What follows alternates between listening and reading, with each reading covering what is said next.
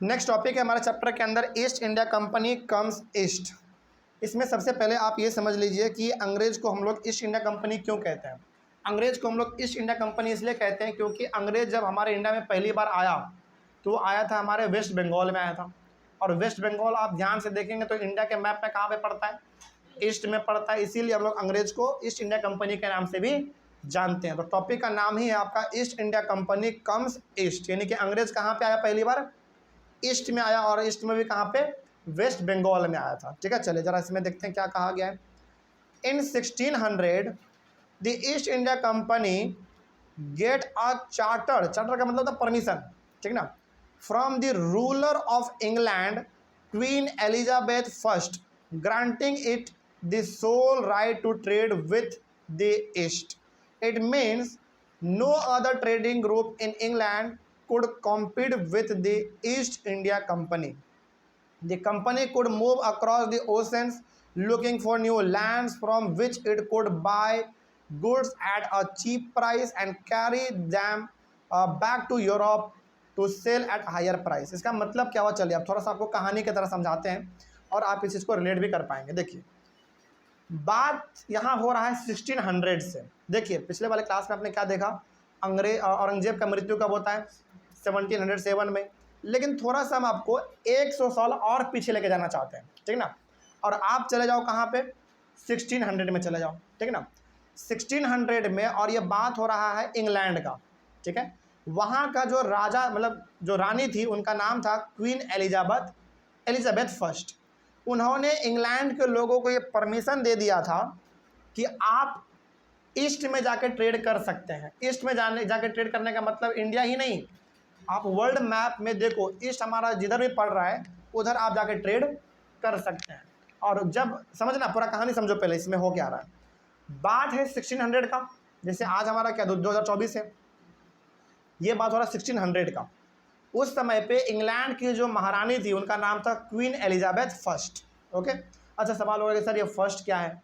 देखो पहले, हाँ पहले क्या होता था ना, जैसे इंग्लैंड में एक ही परिवार का रूल था और उस परिवार का जो भी राजा बनेगा उसका ऑटोमेटिक नाम क्या हो जाएगा, first, second, third, fourth, fifth, six, इस तरीके से। जैसे मान लीजिए मेरा नाम, जैसे मेरा नाम है प्रिंस मान लीजिए, और मान लीजिए कि हम रूल कर रहे हैं इंडिया पे, तो मेरा जो आने वाला जनरेशन होगा ना वो कहलाएगा प्रिंस फर्स्ट।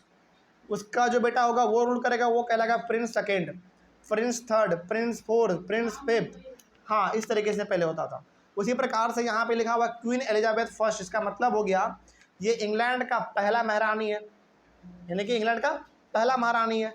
इन्होंने अपने कंट्री के लोगों के परमिशन दे दिया था 1600 में कि आप ईस्ट की ओर जाके ट्रेड कर सकते हैं। ईस्ट की ओर जाके ट्रेड कर सकते हैं मतलब वर्ल्ड मैप में आप देखो, ईस्ट आपको जिधर दिख रहा है, रसिया हो गया आपका, चाइना हो गया, इंडिया हो गया, ये सब हमारा लगभग ईस्ट में पड़ता है ना। यहाँ पे जाके आप ट्रेड कर सकते हैं। और जब ये लोग ट्रेड करने के लिए निकले तो इनको सबसे अच्छा जगह कहाँ पे मिला, इंडिया में मिला।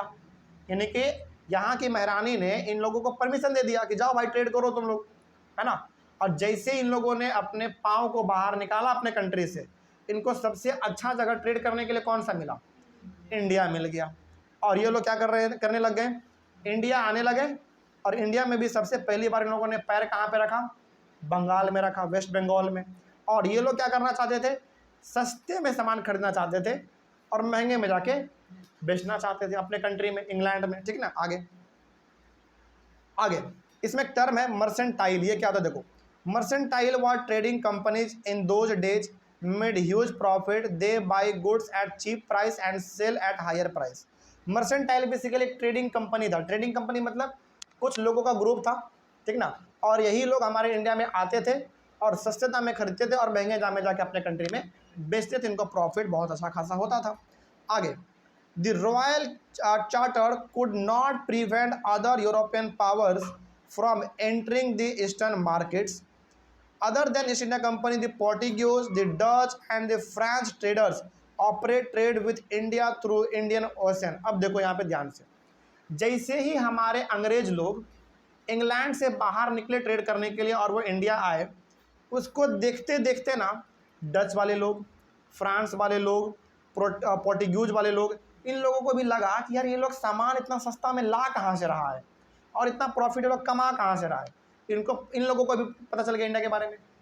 कहने का मतलब पहली बार इंडिया में पैर किसने रखा? इंग्लैंड के लोगों ने रखा। और वो लोग पहली बार कहाँ पे आए? बंगाल में आए। उनको सस्ता में सामान मिलने लग गया, है ना। और ये लोग जाके अपने कंट्री इंग्लैंड में जाके बेचने लग गए। इनको देखते देखते अलग अलग कंट्री को भी और पता चलने लग गया, जैसे फ्रांस को, पोर्टुगीज को, उसी प्रकार से आपका डच को, इन सारे कंट्री को धीरे धीरे लगने लग गया कि यार ये लोग सामान इतना सस्ता कहाँ से ला रहा है। इनको लगा कि हाँ ये लोग सामान कहाँ से ला रहा है?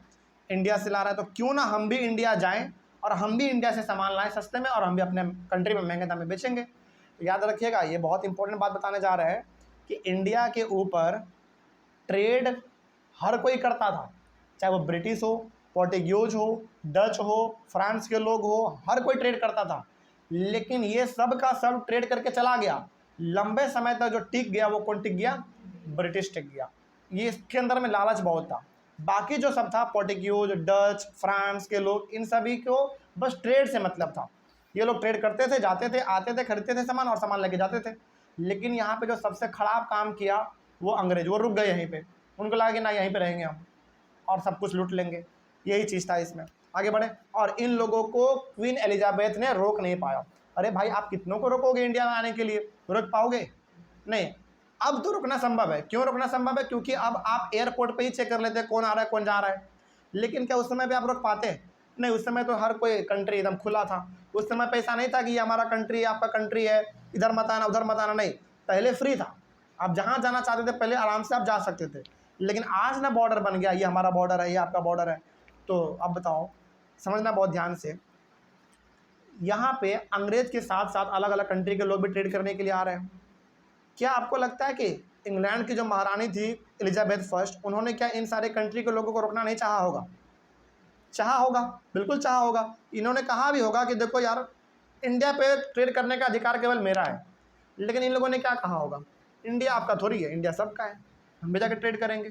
तो कहने का मतलब क्वीन एलिजाबेथ इन सारे कंट्री को रोक नहीं पाई ट्रेड करने से। इसीलिए इंडिया के ऊपर ट्रेड लगभग हर कंट्री ने किया है, ठीक है ना। लेकिन लंबे समय तो जो टिक गया वो टिका है कौन? केवल ब्रिटिश ही टिका है। आगे उसके बाद, हाँ, Vasco da Gama, a Portuguese explorer had discovered sea route to India in 1498। देखो, समुद्र के रास्ते से इंडिया आने का जो सबसे पहला रास्ता यदि किसी ने खोजा तो वो था वास्को ड गामा। और वो भी कब खोजे थे? 1498 में, है ना। और बेसिकली वो कहाँ के रहने वाले थे? पुर्तगाल के रहने वाले थे बेसिकली, है ना। चल आगे बढ़ते हैं। और जब एक बार रास्ता पता चल गया कि इस रास्ते से जाएंगे हम लोग इंडिया होते हुए, तो बाकी सब भी आने लगे उसी रास्ते से, ठीक है ना। आगे बढ़ते हैं। उसके बाद the main base of Portuguese was in Goa. तो पोर्टुगीज के जो लोग आते थे वो बेसिकली अपना ट्रेड कहाँ से करते थे? गोवा से करते थे, ठीक है ना। आगे, ऑल दीज फोर, कौन कौन सा? British, Portuguese, Dutch and French companies were interested in buying these same things.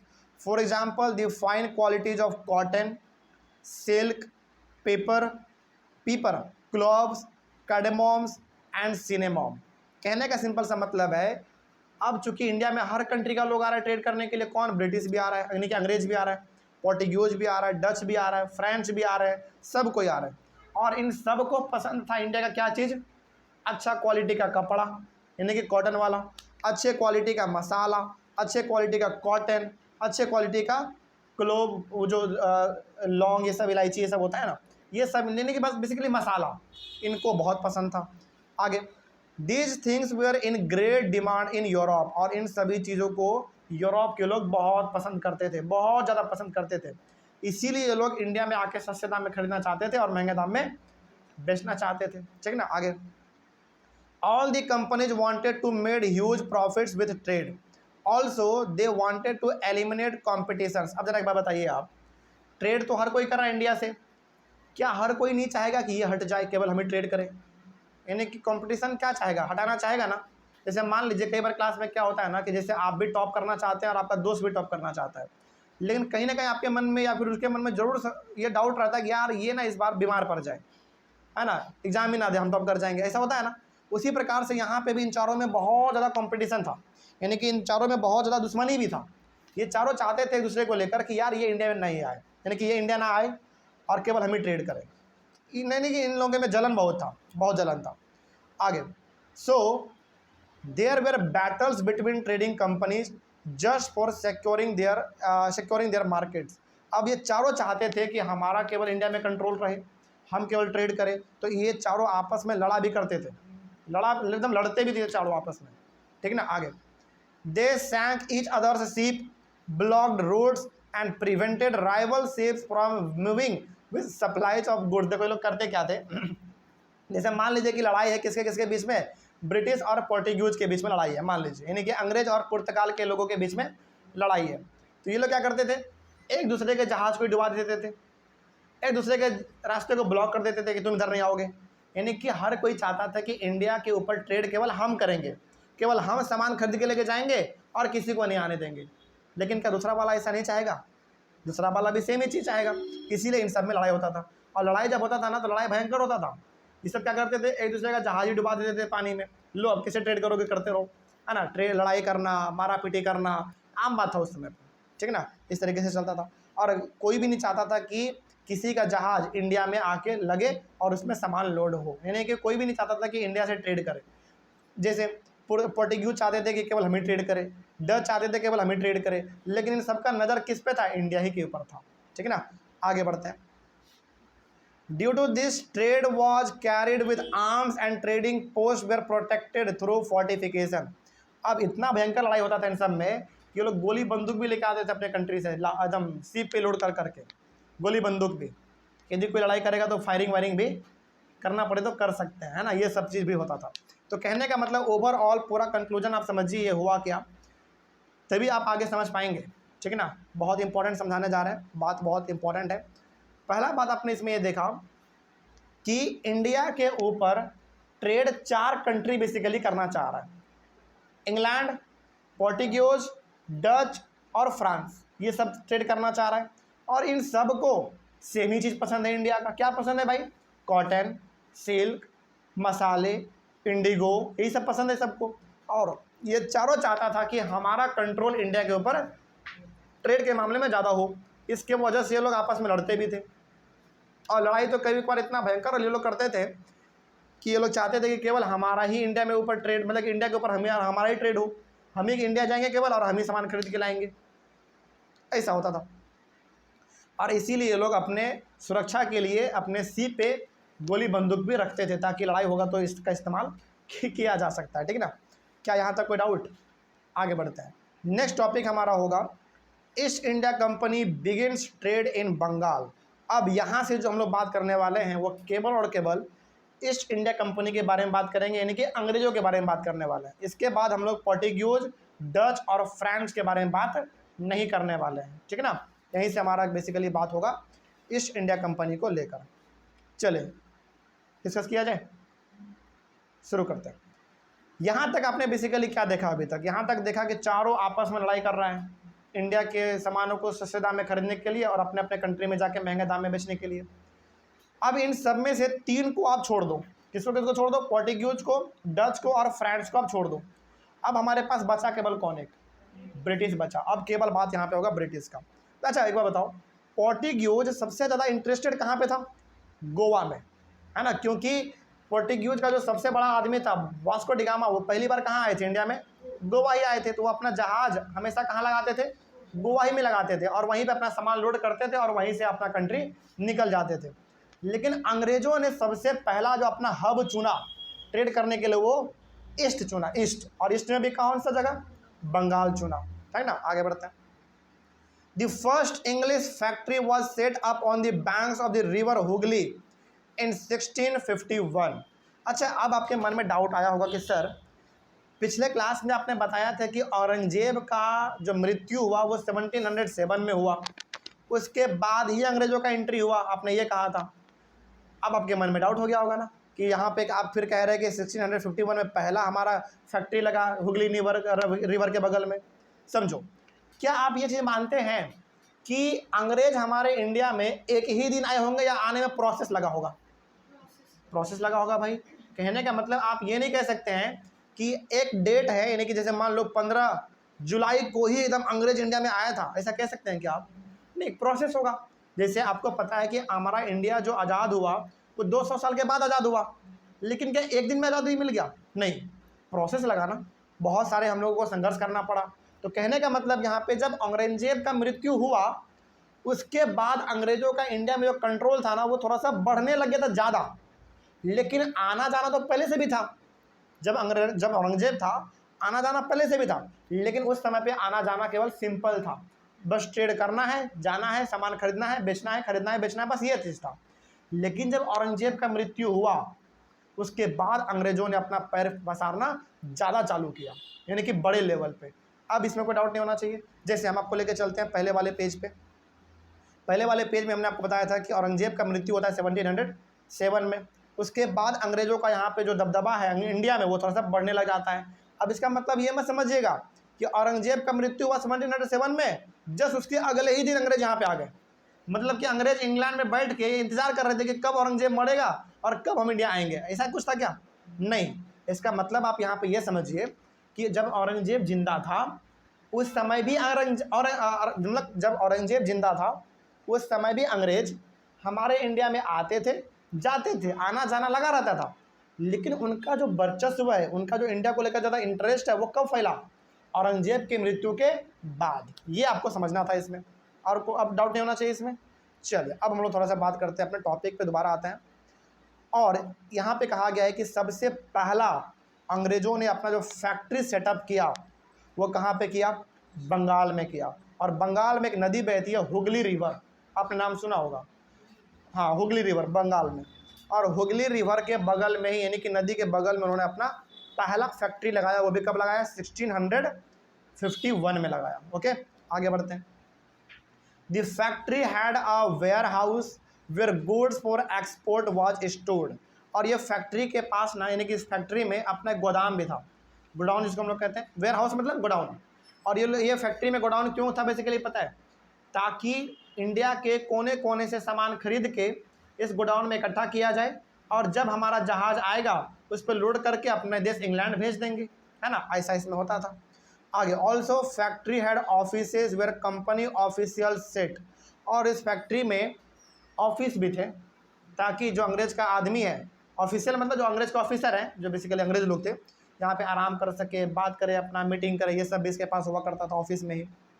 As trade expanded, the company persuaded merchants and traders to come and settle near the factory. अब देखो, जैसे जैसे समय बदला, जैसे जैसे समय बीता, वैसे वैसे अंग्रेजों ने हम इंडिया के व्यापारी लोगों को क्या कहा पता है?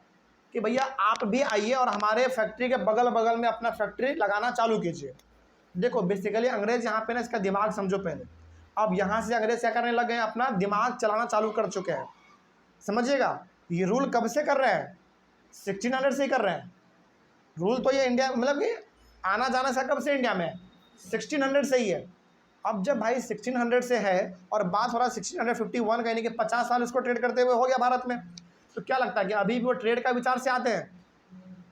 यानी कि 50 साल बीत गया इंडिया में इसको ट्रेड करते करते, आपको क्या लगता है कि अभी भी ये जो ट्रेड करने के लिए आ रहा है केवल ट्रेड करने के विचार से आ रहा है? नहीं, अब ये अपना धीरे धीरे यहाँ पे पावर स्टैब्लिश कर रहा है।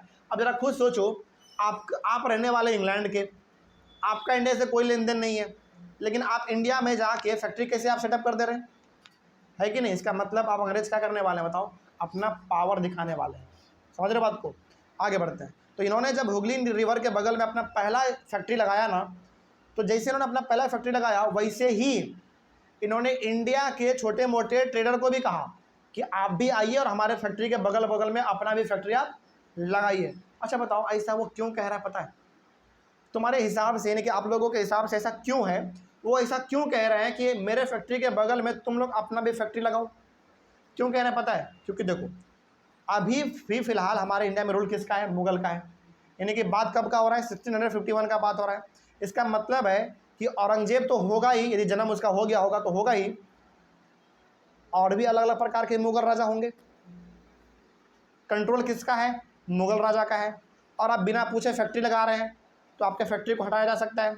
लेकिन अंग्रेज ये दिमाग लगा रहा है कि यदि मेरे फैक्ट्री के बगल में इंडिया के लोगों का भी फैक्ट्री होगा तो हो सकता है कि राजा हमारे फैक्ट्री को ना हटाए, क्योंकि यदि वो मेरे फैक्ट्री को हटाएगा तो बाकी सबको हटा देगा।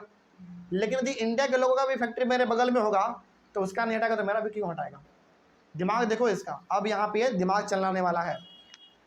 आगे, the company get zamindari rights. Zamindari right का मतलब क्या होता है पता है? देखो, right to collect tax from land by Mughal officials over 3 villages. One of these village was Kalikata, which later grew into the city of Calcutta or Kolkata as it is known today. अब देखो यहाँ पे होने क्या लगा, बहुत ध्यान से समझना यहाँ पे अंग्रेजों का खेल। अंग्रेज आए थे ट्रेड करने के लिए, ट्रेड करते करते इन्होंने अपना पहला फैक्ट्री लगाया कहाँ पे? हुगली रिवर के बगल में लगाया, है ना। इन्होंने राजा से, यानी कि जो हमारे मुगल राजा थे बेसिकली, उनसे बात करके अधिकार ले लिया इस बात का कि हमको ना अधिकार इस बात का दीजिए कि हम 3 गांव में जितने भी ज़मीन है उस ज़मीन के टैक्स को वसूलेंगे और टैक्स हम रखेंगे, कुछ हिस्सा हम आपको भी देंगे। समझना यहाँ पे क्या होने जा रहा है बात, यानी कि अंग्रेज़ों ने मुगल राजा से, जो समय पे जो बंगाल के समय पे राजा रहे होंगे, उनसे परमिशन ले लिया। क्या परमिशन लिया? कि परमिशन हमको दीजिए कि हम 3 गांव का जितना भी ज़मीन है उन सभी लोगों से क्या करेंगे? टैक्स वसूलेंगे और उस टैक्स का कुछ हिस्सा हम रखेंगे और कुछ हिस्सा हम आपको दे देंगे। राजा ने कहा ना, यार बढ़िया तो बोल रहा है ये, हमको तो मेहनत ही नहीं करना पड़ेगा, यही टैक्स वसूलेगा, कुछ हिस्सा ये रख लेगा, बाकी हिस्सा हमको दे देगा। यहाँ पे मुगल राजा को क्या लगा? बढ़िया लगा। उनको लगा यार बैठे बैठे टैक्स मिल जाएगा, इसमें बुरा क्या है, बुरा क्या है, इसमें अच्छा तो है। और अंग्रेज भी यहाँ पे खुश हो गया। उनको लगा यार बैठे बैठे बिना किसी मतलब का पैसा मिल रहा है, बस करना क्या है, घर घर जाना है, पूछना है तुम्हारे पास कितना ज़मीन है, उस हिसाब से टैक्स ले लेना है। मान लो कि पूरा हमने टैक्स वसूला और हमारे पास आया कितना? 100 रुपया। 100 रुपया में 70 रुपया राजा को दे दो, 30 रुपया अपने रख लो। बैठे बैठे आपके पास 30 रुपया आ गया तो कुछ ना होने से बढ़िया था ना, कुछ हो गया। ऑब्वियस सी बात है। तो यहाँ पे राजा को लगा ना कि यार अंग्रेज तो सही बात कह रहा है, तो अंग्रेजों ने परमिशन भी दे दिया, और राजा लोगों ने परमिशन दे दिया। बोला कि ठीक है, हम आपको 3 गांव का अधिकार देते हैं, आप इस 3 गांव में जाइए और लोगों के पास जितना भी ज़मीन है उन ज़मीन का आप टैक्स वसूलना चालू कीजिए, लेकिन उस टैक्स का कुछ हिस्सा हमको भी दीजिएगा और कुछ हिस्सा आप अपना भी रख लीजिएगा। उन 3 गाँव में से एक गाँव हमारा कौन था? कैलिकता। देखो, पहले जिसको हम आज कोलकाता के नाम से जानते हैं, इसका पहले नाम था कैलिकता, फिर बाद में हुआ कलकत्ता, फिर बाद में हो गया लास्ट में कोलकाता। आज हम लोग क्या जानते हैं? कोलकाता। इसका पहले नाम क्या था? कैलिकता। ये पहले गांव था बेसिकली, लेकिन धीरे धीरे ये बढ़ते बढ़ते बढ़ते बढ़ते क्या बन गया? एक शहर बन गया। तो जिसको हम लोग पहले कैलिकता बोलते थे वो हो गया कलकत्ता, और बाद में हमारा हो गया ये कोलकाता। तो पहले जो हम लोग आज कोलकाता जानते हैं, इसका सबसे पहला नाम क्या है? कैलिकता, जो कि पहले गाँव हुआ करता था। उसके बाद हमारा ये बन गया कलकत्ता, और फिर लास्ट में ये बन गया हमारा कोलकाता। ठीक है, चलिए आगे बढ़ते हैं।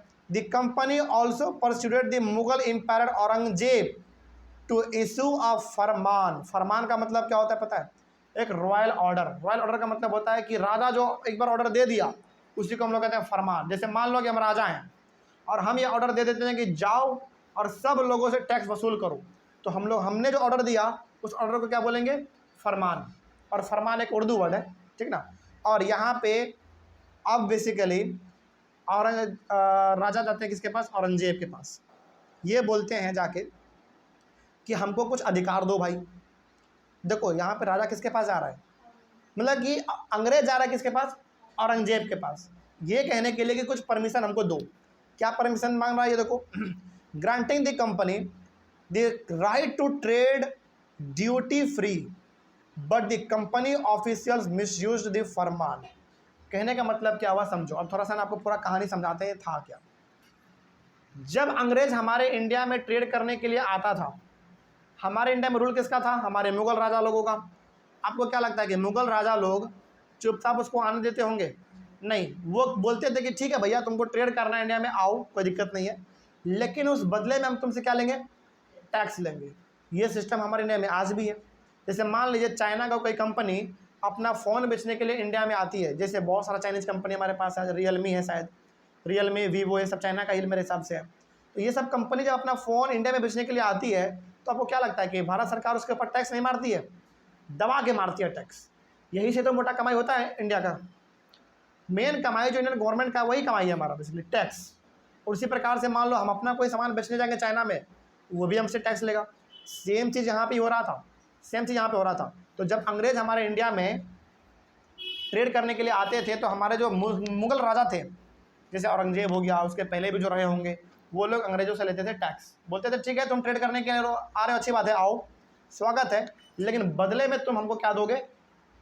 टैक्स दोगे, यानी कि पैसा दोगे। लेकिन अब अंग्रेज औरंगजेब से क्या बोल रहा है कि यार हम तुमको ना टैक्स देते हैं ना, वो बहुत ज़्यादा है, टैक्स क्या कर दो मेरा, फ्री कर दो। मतलब कि हम आएंगे, बेचेंगे और जाएंगे बस, यानी कि हम आपको अब 1 रुपया भी नहीं देंगे।